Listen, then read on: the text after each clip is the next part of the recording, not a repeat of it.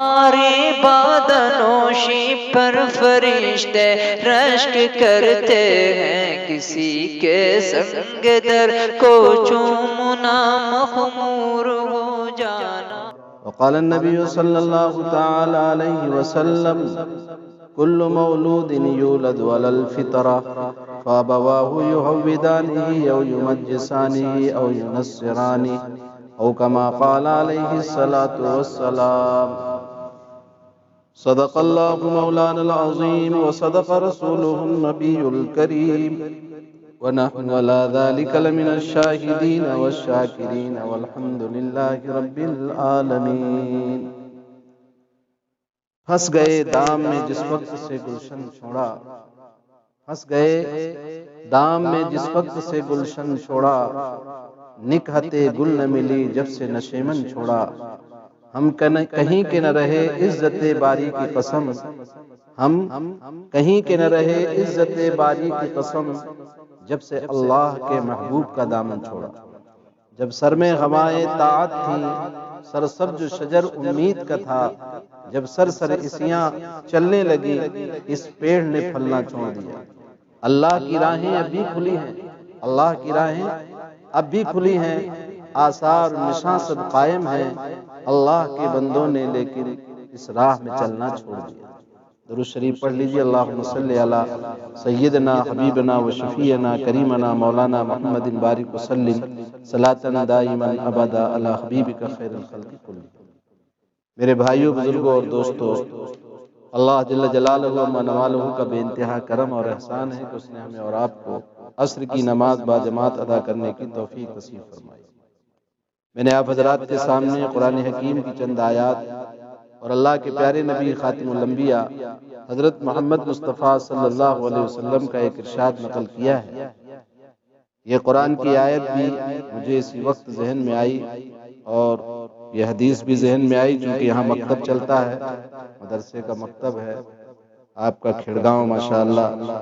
پرانا مدرسے سے اس کا تعلق ہے، مرکز سے بھی تعلق ہے، دین سے تعلق ہے، مراکز اور مکاتب، دعوت و تبلیغ، سارے کاموں سے تعلق ہے.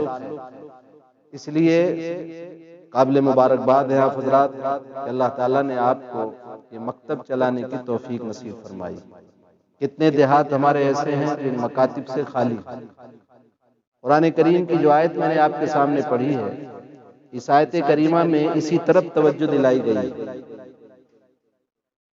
ہم نے سوچا، ہمارے مفتی صاحب نے بارہا کوشش کی کہ بڑے پروگرام کے چکر میں کہ بڑا پروگرام ہوگا پھر جلسہ کریں گے، اور حالات بھی صحیح نہیں ہیں جلسوں کے، جلسے کرنے کے، اس لیے اس حساب سے یہ طے ہوا کہ بھئی کوئی نہ کوئی نماز ہم پڑھ لیں اور کچھ باتیں جو ماحضر جو لوگ حاضر ہو جائیں ان سے کچھ باتیں کر لی جائیں، تاکہ جو باتیں جو غفلت آ رہی ہے ماحول میں وہ غفلت کہنے والے کے اندر سے بھی دور ہو اور سننے والوں کے اندر بھی دور ہو. کہنا سننا ایمان والوں کو نفع دیتا ہے. بہرحال آج ایک کھڑگاؤں کی مسجد میں ہماری حاضری ہوئی ہے. اللہ تعالیٰ ہماری اس حاضری کو قبول فرمائے اور آپ حضرات کے بیٹھنے کو قبول فرمائے. اس آیت کریمہ کے اندر اللہ تعالیٰ نے اہل ایمان کو خطاب کر کے فرمایا، ایمان والوں کو خطاب کر کے فرمایا، یا ایھا الذین آمنوا قوا انفسکم واہلیکم نارا. دیکھیے اس آیت میں اہل ایمان سے اللہ نے کہا کہ تم ایمان والے ہو، تم نے اس بات کو تسلیم کیا ہے کہ ہمارا خالق ہمارا مالک اللہ ہے، پوری کائنات کا تن تنہا بنانے والا اللہ ہے اور پوری کائنات کا تن تنہا چلانے والا اللہ ہے. نہ بنانے میں کسی کی شرکت ہے، نہ چلانے میں کسی کی شرکت ہے. یہی کلمے کا مطلب ہے، اور اسی کلمے کو پڑھ کر کے ہم ایمان والے کہلاتے ہیں. اب ایمان والوں کی کچھ ذمہ داریاں ہیں. جب ہم نے ایمان قبول کر لیا، ہم نے دل کی گہرائیوں سے یہ مان لیا کہ دنیا چند روزہ ہے، یہاں کی زندگی عارضی ہے، ہمیشہ ہمیش کی زندگی، مرنے کے بعد آنے والی زندگی ہے. قبر پر یقین کر لیا، حشر پر یقین کر لیا، جنت اور جہنم پر یقین کر لیا. یعنی جو اللہ کے پیارے حبیب صلی اللہ علیہ وسلم نے ہمیں جو باتیں بتائیں ان تمام باتوں پر ہم نے یقین کر لیا تو ہم ایمان والے ہو گئے. کیا ہو گئے؟ ایمان والے، یعنی یقین کر لیا. تو اب ہماری ذمہ داریاں ہیں کہ جب آپ کو اللہ نے ایمان نصیب فرمایا آپ کو اللہ نے ایمان کی دولت سے سرفراز فرمایا تو اس پر آخری عمر تک یعنی زندگی کی آخری سانس تک اپنے ایمان کو بچا کے لے جانا ہماری بھی ذمہ داری ہے، اور ہمارے آنے والی نسلیں اس پر باقی رہیں، دوسری ذمہ داری ہماری یہ بھی ہے۔ ہماری ذمہ داری ہمارے بارے میں، اس لیے قرآن نے خود کہا اے ایمان والو تم اپنے آپ کو اور اپنے بال بچوں کو جہنم کی آگ سے بچاؤ۔ اپنے آپ کو بھی یعنی ہماری ذمہ داری ہے، جو ذمہ داریاں اللہ نے عائد کی ہیں، جہنم سے بچنے کی جو شکلیں اللہ کے رسول نے ہمیں بتائی ہیں، قرآن اور حدیث میں جو ہمیں چیزیں بتائی گئی ہیں کہ ان کاموں کو تم کرو گے تو جنت والا یہ راستہ ہے، ان کاموں سے رکو گے اور جن کاموں سے منع کیا گیا ان سے رکو گے تو پھر سیدھا جنت میں جاؤ گے، اگر جن کاموں سے روکا گیا اور آپ ان کو کرو گے تو وہ جہنم کا راستہ ہے۔ لہذا ہمیں جانا ہے کس کے ساتھ؟ جنت والے راستے، اور جنت والا راستہ کس کے ساتھ جائیں گے ہم؟ ہمارے سب سے بڑے قائد اور سب سے بڑے آقا جناب محمد الرسول اللہ صلی اللہ علیہ وسلم، کس کی سفارش سے جائیں گے ہم جنت میں؟ اللہ کے نبی صلی اللہ علیہ وسلم۔ حدیث میں آتا ہے المرء مع من احب، حضور پاک صلی اللہ علیہ وسلم نے فرمایا کہ انسان اسی کے ساتھ اس کا حشر ہوگا جس سے وہ محبت کرتا ہے۔ المرء مع من احب، انسان کس کے ساتھ ہوگا آخرت میں؟ جس سے وہ محبت کرتا ہے۔ تو ہمیں بھی اپنے رسول صلی اللہ علیہ وسلم سے سچی پکی محبت رکھنا ہے، آپ کے لباس سے ہمیں محبت ہو، آپ کے کردار سے ہمیں محبت ہو، اور اپنے بچوں میں بھی آپ صلی اللہ علیہ وسلم کی محبت کو داخل کریں۔ ہماری بچیاں حضرت فاطمہ کی زندگی کا نمونہ ہوں، ہماری بچیاں بچے سب حضور اکرم صلی اللہ علیہ وسلم کی زندگی کو اپنا آئیڈیل اور اپنا نمونہ بنانے والے، ہمیں اس کی فکر ہو۔ آج میرے بھائیوں سب سے زیادہ فکر ہمیں اپنی کرنے کی ضرورت ہے، اس لیے کہ آج سب سے بڑا جو فتنہ چل رہا ہے وہ ذہنی ارتداد کا، کہ ظاہر میں تو آپ مسلمان ہیں لیکن آپ کا ذہن مرتد ہو جائے، آپ کا دماغ اسلام کے تعلق شک شبہات پیدا کیے جا رہے ہیں، اسلام کے تعلق سے شک پیدا کیا جا رہا ہے، شبہات پیدا کیے جا رہے ہیں، اور طرح طرح کی الٹی سیدھی باتیں پھیلائی جا رہی ہیں، اسلام بیزاری کا ماحول بنایا جا رہا ہے میڈیا کے ذریعے سے۔ میڈیا ایسی رات دل خبریں دکھاتی ہیں، ہماری بچیوں کو یہ سمجھایا جا رہا ہے کہ تمہارے جو ہے مسلم جو ہیں یہ گندے ہوتے ہیں، یہ ظالم ہوتے ہیں۔ ایک آدھ واقعہ کوئی ہو گیا اس کو اتنا ہائی لائٹ کیا جاتا ہے، اتنا ہائی لائٹ کیا جاتا ہے کہ مسلم بچیاں سمجھتی ہیں کہ ارے تو یہ بڑے ظالم ہوتے ہیں، پھر ادھر راغب کیا جاتا ہے، ادھر کو ظالم ثابت کر کے ادھر راغب کیا جاتا ہے۔ بچیاں ہماری دین نہیں جانتی، بچے ہمارے دین نہیں جانتے، پھر وہ دین نہ جاننے کی وجہ سے کدھر بھی پھسل جاتے ہیں۔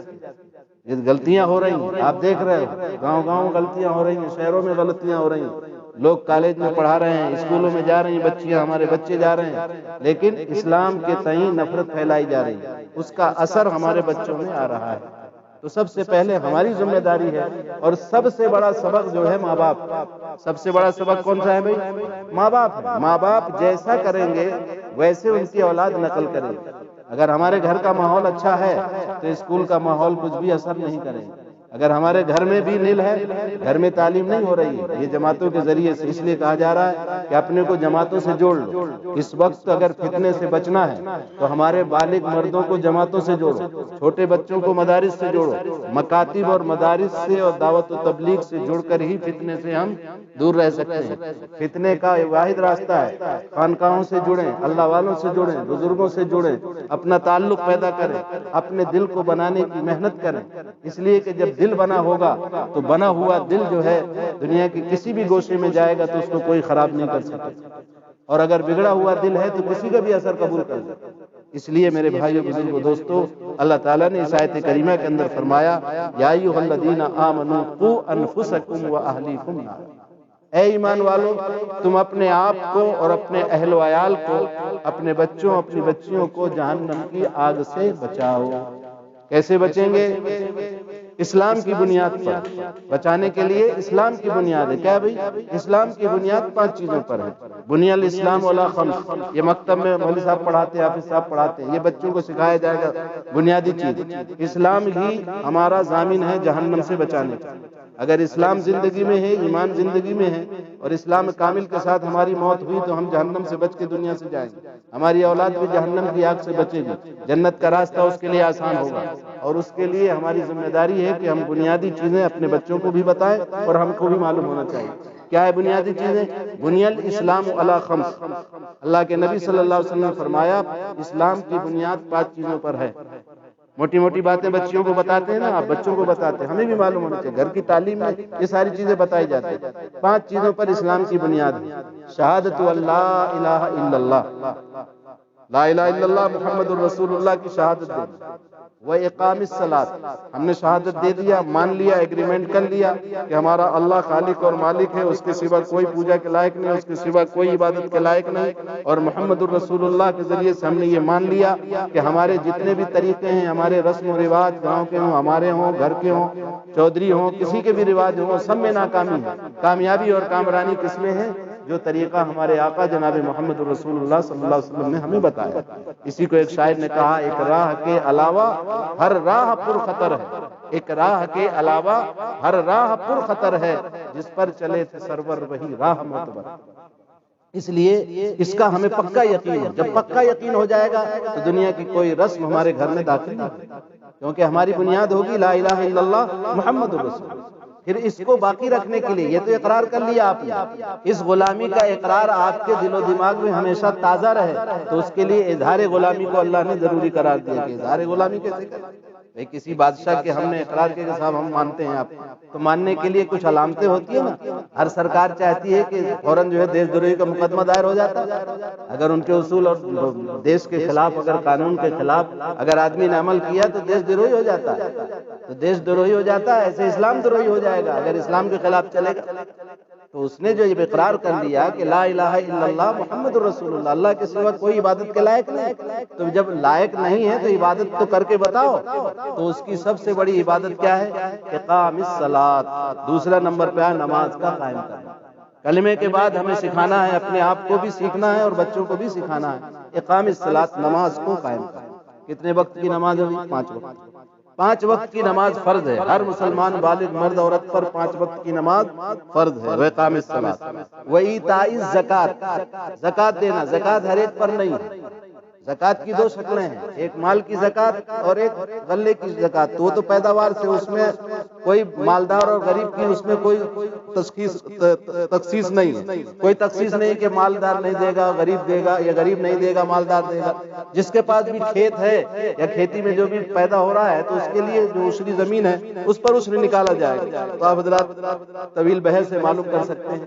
بہرحال زکوٰۃ جس پر فرض ہے وہ 1 لاکھ روپے اگر اس کے پاس ہے تو 2.5%، یعنی 1 لاکھ میں 2,500 روپے آپ کو دینا ہے۔ 1 لاکھ میں کتنا دینا ہے؟ 2,500 روپے زکوٰۃ فرض ہے، تب آپ کا 1 لاکھ روپے آپ کے لیے پاک ہو جائے گا۔ اس لیے کس کو دینا ہے؟ جو 52.5 تولہ چاندی یا 7.5 تولہ سونے کا مالک ہو، یا اتنی مقدار کی رقم اس کے پاس۔ یہ زکوٰۃ اس کے غلے کے علاوہ ہے، غلے کی زکوٰۃ سے اس سے کوئی مطلب نہیں، غلے کی زکوٰۃ تو کاشتکار پر ہے، یہ مال کے اوپر ہے۔ اگر مال سونا چاندی رکھا ہوا ہے اور کوئی یہ سوچے کہ ہم غلے کی زکوٰۃ نکال دیا بس اب سونے چاندی رکھے رہیں، تو نہیں، ایتاء الزکوٰۃ، زکوٰۃ دینا ضروری ہے، فرض ہے۔ ہماری عورتوں کے پاس زیور ہوتا ہے، ان کو بتایا جائے کہ بھئی اگر اتنا زیور رکھے ہو تو 2.5% نکال دو جب تمہارے لیے صحیح ہے، ورنہ یہی زیور تمہارا قیامت کے دن اس کو تپایا جائے گا جہنم میں، اور اس کو داغا جائے گا، اسی پہلو داغے جائیں گے، پشت میں داغا جائے گا، پیشانی داغی جائے گی، اور یہ کہا جائے گا کہ میں تمہارا مال ہوں جو تم اکٹھا کر کے لائے تھے۔ یہ ایمانیات میں سے قرآن نے بتایا۔ اقام الصلاۃ و ایتاء الزکوٰۃ، اقام الصلاۃ و ایتاء الزکوٰۃ وصوم رمضان والحج، رمضان کے روزے رکھنا۔ تیسرا فرض کیا ہے؟ رمضان کا روزہ ہے، وہ بھی مہینے میں 1 دفعہ، روزانہ نہیں، سال میں 1 دفعہ رمضان کے روزے ہر بالغ مرد عورت پر روزے فرض ہیں۔ رمضان کے بعد جو حج ہے، حج بھی سب پر فرض نہیں، 1 دفعہ زندگی میں 1 دفعہ فرض ہے، لیکن اس کے اوپر فرض ہے جو وہاں تک جانے کی طاقت رکھتا ہو، ضروریت اپنی ضروریات اصلیہ یعنی اصلی ضرورت جو کھانے پینے اور رہنے کی ضرورتیں ہیں وہ سب بچ کر کے اگر اتنا مال آپ کے پاس ہے کہ آپ اللہ کے گھر کا دیدار کر سکتے ہیں تو آپ کو ضروری ہے کہ آپ اللہ کے گھر کا دیدار کریں۔ للہ علی الناس حج البیت من استطاع الیہ سبیلا، اللہ نے فرمایا قرآن میں کہ اللہ کے لیے لوگوں پر حج فرض ہے، جو استطاعت رکھتا ہے اس کے اوپر کیا ہے؟ حج کرنا فرض ہے۔ تو یہ 5 چیزیں بنیادی باتیں ہیں، یہ ہمیں اپنے کو بھی سیکھنا ہے اور دل کی گہرائیوں سے اس کو ماننا ہے اور اپنے بچوں کو بھی سکھانا ہے۔ جب بچوں کو بھی سکھا دیں گے، گھر کی عورتوں کو بھی سکھا دیں گے اور ہم بھی سیکھ لیں گے اور اس پر عمل کرنا شروع کر دیں گے تو پھر ہم جہنم کی آگ سے بچ جائیں گے اور جنت میں داخل ہو جائیں گے۔ یہ اللہ نے اس آیت میں کہا، یا ایھا الذین آمنوا قو انفسکم و اہلیکم نارا، اے ایمان والو تم اپنے آپ کو اور اپنے اہل و عیال کو جہنم کی آگ سے بچاؤ۔ کیسے بچنا ہے ہمیں؟ ان اعمال کے ذریعے۔ اس کے لیے بہترین معاون دعوت و تبلیغ ہے۔ ہمارا سال کا چلہ لگ رہا ہو، زندگی میں پہلی فرصت میں 4 مہینہ لگا لیا آپ نے، اب سال کا 4 مہینے لگا دیا آپ نے، پھر ہر مہینے 3 دن لگا رہے ہیں، بیٹری چارج رہے گی، قرآن صحیح کر رہے ہیں، مکتب جاری ہے تو قرآن ہم سے صحیح کر رہے ہیں، چلہ لگا کے آئے تو ہمیں بھی قرآن پڑھنا ہے۔ قرآن پڑھنے کی کوئی عمر نہیں ہوتی، بڑھاپے میں بھی قرآن صحیح کرنا۔ اگر قرآن صحیح نہیں ہے تو پھر صرف 4 مہینہ لگانا ہمارا کافی نہیں ہے، 4 مہینہ لگا کے اپنے مقام میں حافظ صاحب کے پاس اپنے قرآن کو صحیح کرنا، یا اتنی صورتیں جتنی آپ کو نماز میں پڑھنا ہے وہ بالکل صحیح ہونا، ورنہ نماز آپ کی نہیں ہوگی۔ تو صحیح طور پر تجوید کے ساتھ قرآن کا پڑھنا نماز میں فرض ہے، اتنا سیکھنا ضروری ہے۔ طلب العلم فریضۃ علی کل مسلم و مسلمہ، اسی کو حضور اکرم صلی اللہ علیہ وسلم نے فرمایا کہ ہر مسلمان بالغ مرد عورت پر کیا فرمایا؟ علم دین کا، اتنا علم دین جس سے حلال و حرام کی تمیز ہو جائے، فرض ہے۔ تو یہ ماشاءاللہ قابل مبارکباد ہے آپ حضرات کہ اللہ کا شکر ہے، حافظ اکبر صاحب یہاں پڑھا رہے ہیں، مکتب آپ کا چل رہا ہے، اچھا قرآن پڑھتے ہیں ماشاءاللہ، بچیاں بھی پڑھ رہی ہیں، بچے بھی پڑھ رہے ہیں۔ آپ سے بھی میری گزارش ہے کہ آپ بھی پڑھیں، آپ بھی قرآن صحیح کریں، کیونکہ حضور نے فرمایا خیرکم من تعلم القرآن وعلمہ، تم میں سب سے بہتر انسان وہ ہے، کیا فرمایا حضور نے؟ تم میں سب سے بہتر وہ ہے جو قرآن کو سیکھے اور قرآن کو سکھائے۔ تو سیکھنے والے بن جاؤ اور سکھانے والے بھی بن جاؤ، آپ دوسرے کو سکھاؤ گے۔ گھر کی تعلیم کے ذریعے سے، اس میں بھی تعلیم میں جب بیٹھتے ہیں تو سب کا قرآن سنتے ہیں، تو اتنا زیادہ صحیح نہیں ہوتا، اس میں ضروری چیزیں 8-10 صورتیں صحیح ہو جاتی ہے۔ آپ کو باقاعدہ قرآن پڑھنا ہے اور قرآن صحیح کرنا ہے تو حافظ صاحب کے پاس آپ کو آنا پڑے گا۔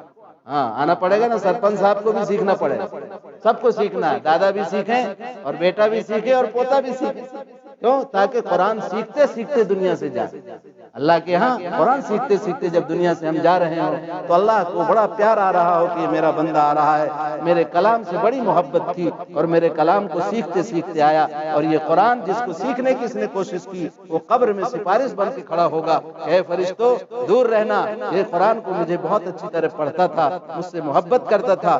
فرشتے پوچھیں گے تم کون ہو؟ فرشتوں سے کہے گا قرآن، میں قرآن ہوں، اللہ کی کتاب ہوں، مجھ سے بہت محبت کرتا تھا، میری تلاوت کرتا تھا، میرا حق ہے کہ مجھے سفارش کر کے جب تک میں جنت میں نہ داخل کر دوں گا، میری ذمہ داری، تو ان کی سفارش قبول کی جائے گی قرآن کی، اور اللہ تعالیٰ قرآن کی سفارش سے اس کو جنت میں داخل کروا دے گا۔ کوئی معمولی بات نہیں ہے۔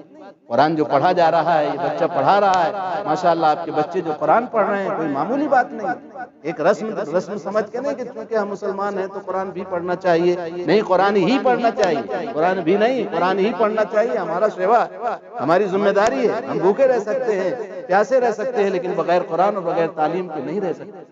اس لیے میرے بھائیو بزرگوں دوستو، اس ماحول میں جہاں مذہب بیزاری کا ماحول چل رہا ہے، اسلام بیزاری کا ماحول چل رہا ہے، اسلام سے شک شبہات پیدا کیے جا رہے ہیں ہمارے بچوں کے دلوں میں کہ مذہب اسلام ایسا ہے، وہ کٹر وادی سکھاتا ہے اور لڑائی سکھاتا ہے، کچھ نہیں ہے۔ رحمت والا مذہب ہے ہمارا، رحمت والا مذہب، اس کا ایک ایک حصہ رحمت ہے۔